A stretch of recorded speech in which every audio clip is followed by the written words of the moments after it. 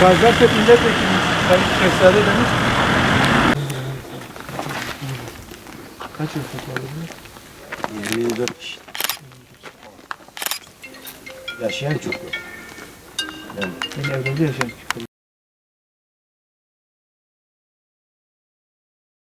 Nerede yapıyor? Ha orası. Başka uygun bir yer bulamadı. Burası afete maruz oluyor. Oynak bir bölge olduğu için buraya izin vermezler. Burası yıkılan evler mi? Evet, burası 97 tane ev. Evler burada birbirine birleşti. Yani İnternet Bir alan değil. Sağda biraz olmalı. Binalar aynı.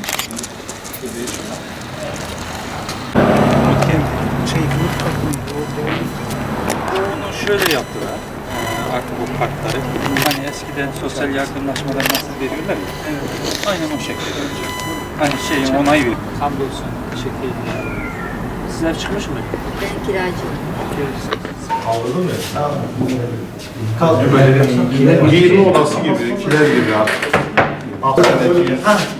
Araya geliyor. 3 artı 1. bunlar niye kapatmışlar ya? Örnek daire var. İşlerimiz var. Yani sorunlarımız şöyle. Buraya bir internet var. Çocuklar çok perişan oluyor. O hiç gelmedi. Taktılar. İnterneti bir tanesi vermedi. Bağlandı. Geliyor diyorlar, gidiyor. Buraya hiç kimse gelip giden soran bile yok. Ondan sonra. Mesela akşam bekçilerimiz şurada. Polislerimiz. Akşam böyle aralarda çoluk çocuk böyle her şey kullanıyorlar. Bir tanesi dolanıyor. Kulübeyi bekliyor. Kulübeyi bekliyor abi polislerimiz. Orada kulübeyi koyup çayı demliyor, kulübeleri bekliyor. Madem kullanıyor. Ya her çocuklar var. Şu an çocukların hangi ailemizde değil. Birine baksak o çocuklar kavga ediyor. Ama arasalım, okulları arasalım. Bugün deprem bölgesine yönelik çalışmalarımızla alakalı Kahramanmaraş ilimizi ziyaret ettik. Afet bölgelerinin önemli bir kısmını gidip tekrar gezme, görme imkanı bulduk. Konteyner kentleri gezdik. Yapılan TOKİ binalarının inşaatlarını gezdik. Hak sahiplerinin kendilerine teslim edilecek olan evlerin inşaatlarına gittik, baktık. Yapılmış evlere baktık. Sonra biraz da kırsal kesime gittik. Dulkadiroğlu ilçemizin çok büyük zarar görmüş birkaç tane köyünü ziyaret ettik. Şimdi malum Maraş deprem afetinin merkez üssüydü ve burada afet hakikaten çok büyük ve derindi. Vatandaşlarımızın çok derin acıları yaşandı. Çok büyük can kayıplarımız oldu burada. Bunların sarılması, bu yaraların sarılması, tedavisi elbette ki güç ve uzun soluklu bir iş olacak. Önemli anlamda yaraların sarılması sürecinin devam ettiğini biz de gördük. Yarı oranda belki daha fazlası hak sahipleri yerlerine geçmiş durumda. Fakat halen rezerv alanlar nedeniyle ve yerinde yapılan inşaatlar nedeniyle önemli bir kesiminin de inşaatı devam ediyor. Bu vesileyle alakalı, bu konuyla alakalı Sayın Valimizi de ziyaret ettik. Ondan da bilgi aldık. Yerinde tespit ettiğimiz sorunları da kendisine aktarma imkanı bulduk. Bu sorunlarla alakalı Ankara'da da çözüm noktasında girişimlerimiz elbette ki olacak. Şimdi bu Kahramanmaraş'la alakalı ön plana çıkan temel bazı sorunlar var. Bunları hızlı bir şekilde ifade edeyim. Sizin vesilenizle kamuoyunun da gündemine almış oluruz. Özellikle hiç gündeme gelmeyen konulardan bir tanesi evleri yıkılan kiracı vatandaşlarımız. Yani kirada oldukları halde bulundukları evin yıkılması sonucu dışarıda kalan vatandaşlarımız. Bunlar için henüz bir yol haritası ortaya konulmuş değil. Şu anda konteyner kentlerde zaten yaşayanların önemli bir kısmı, gayri ekseriyeti hak sahibi değil, kiracı statüsünde olan vatandaşlarımız.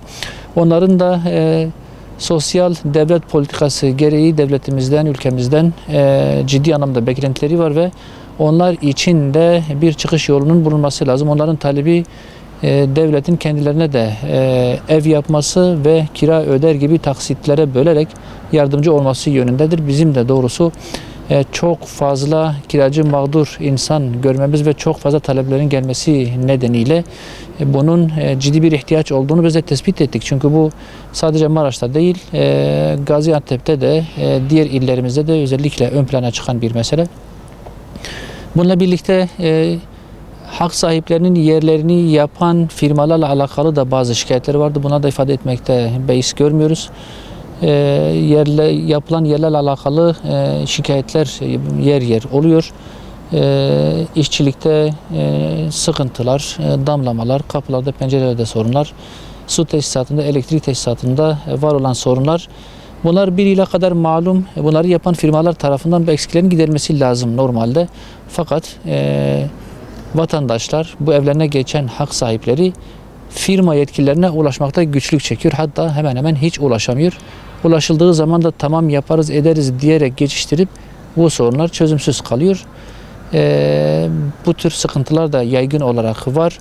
Bazı konteyner kentlerimizde altyapı sorunları, sağlık ocağı, hastane, okul, cami gibi eksiklikler olduğu yer yer görüldü. Şimdi şu anda bu aşamada önümüzdeki süreç ile alakalı konteyner kentlerin önemli oranda boşaltılacağı ve herkesin kendi evine geçmesi süreci işletildiği için konteyner kentlerde hemen hemen sadece kiracı statüsünde olanlar kalacak. Bunlar da bir yerde, bir veya iki yerde toplanacak. Bu tür aksakların da giderilmesi yönünde biz hem Sayın Valimizden de talepte bulunduk hem ilgili Ankara'daki bakanlıklarımızdan da talepte bulunduk. Bu işlerle alakalı çözümler inşallah ortaya konulacak. Kırsal kesimde ön plana çıkan bazı sorunlar vardı. Yıkılan evler ile alakalı bazı çözümler ortaya konmuş. Köy evleri yapılıyor, bazı yerlerde bitmiş. Fakat yine görmezden gelinen önemli bir husus, değerli arkadaşlar, hayvan besleyen, hayvancılık üzerinden geçimini sağlayan vatandaşlarımızın ahırlarına yönelik şu ana kadar bir çözümün ortaya konulmamış olması. Örneğin Dulkadiroğlu ilçemizin 2-3 tane köyünde de aynı sorunu gördük. Hayvancılıkla uğraşan vatandaşlarımızın hayvanlarını koyacakları ahırları yok. Hepsi yıkılmış. Kendi imkanlarıyla bazı derme çatma yerler yapmışlar. Çok cüz'i bir kısmına çadır verilmiş ama bu sorun önemli oranda devam ediyor. Onların da beklentileri hayvancılığın devam etmesi ve geçimlerini sağlayabilmeleri noktasında ahırların yapılması sürecidir. Bu konuyu da ilgililerle paylaştık. Sayın Vali de bu konuda bir takım çözümlerin düşünüldüğünü, vatandaşla işbirliği içerisinde buna bir çözüm ortaya konacağını ifade etti. Temennimiz hızlı bir şekilde Sayın Cumhurbaşkanı da Sayın Bakan'ın da ifade ettiği gibi 2025 yılı sonuna kadar bütün yaraların sarılması, hak sahiplerinin evlerine geçmesi şeklinde bizim temelimiz bu yöndedir. İlgili kurumlarımızın bu yıl sonuna kadar bütün bu yaraların sarılması noktasında ellerine gelen gayreti göstereceklerine inanıyoruz. İnşallah bu yıl içerisinde bu sorunlar biter ve inşallah bir daha bu tür acıları biz yaşamayız.